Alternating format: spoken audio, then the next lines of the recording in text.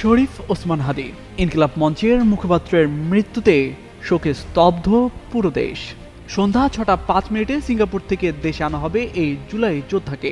কথা ছিল দেশে আনার আগে সিঙ্গাপুরে অনুষ্ঠিত হবে তার প্রথম জানাজা। তবে সিঙ্গাপুরের জানাজা নিয়ে নতুন তথ্য দিল সেখানে অবস্থিত বাংলাদেশ হাইকমিশন। হাইকমিশন জানিয়েছে গতকাল রাতে সিঙ্গাপুর জেনারেল হাসপাতালে ওসমান হাদি ইন্তেকাল করেছেন। তবে যথাযথ কর্তৃপক্ষের ক্লিয়ারেন্স না পাওয়ায় তার জানাজা সিঙ্গাপুরে অনুষ্ঠিত হচ্ছে না। ফেসবুকে দেওয়া এক পোস্টে এজন্য দুঃখ প্রকাশ করেছে হাইকমিশন। এছাড়া সিঙ্গাপুরের প্রবাসীকে সিঙ্গাপুরের আইনের প্রতি সম্মান দেখানোর অনুরোধ জানিয়েছেন হাইকমিশন।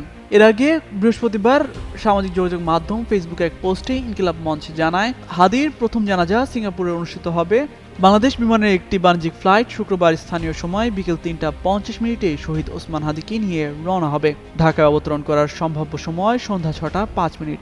এতে বলা হয়, শহীদ ওসমান হাদির প্রথম জানাজা সিঙ্গাপুরের দ্য আঙ্গুলিয়া মসজিদে সকাল 10টায় অনুষ্ঠিত হওয়ার কথা ছিল। এছাড়া বাংলাদেশের শহীদ ওসমান হাদির জানাজা শনিবার বাদ জোহর মানিক মিয়া অ্যাভিনিউতে অনুষ্ঠিত হবে বলে জানিয়েছে ইনকিলাব মঞ্চ। উল্লেখ্য, আততায়ীর বুলেটে বিদ্ধ হয়ে টানা 7 দিন মৃত্যুর সঙ্গে লড়াই করে সবাইকে কাঁদিয়ে না ফেরার দেশে চলে গেছেন 24-এর গণঅভ্যুত্থানের সামনের সারির অকুতোভয় যোদ্ধা শরীফ ওসমান হাদি। গতকাল বৃহস্পতিবার বাংলাদেশ সময় রাত 10:15টার দিকে তিনি শেষ নিঃশ্বাস ত্যাগ করেন। চিকিৎসাধীন অবস্থায় সিঙ্গাপুর জেনারেল হাসপাতালে হাদির মৃত্যু হয়।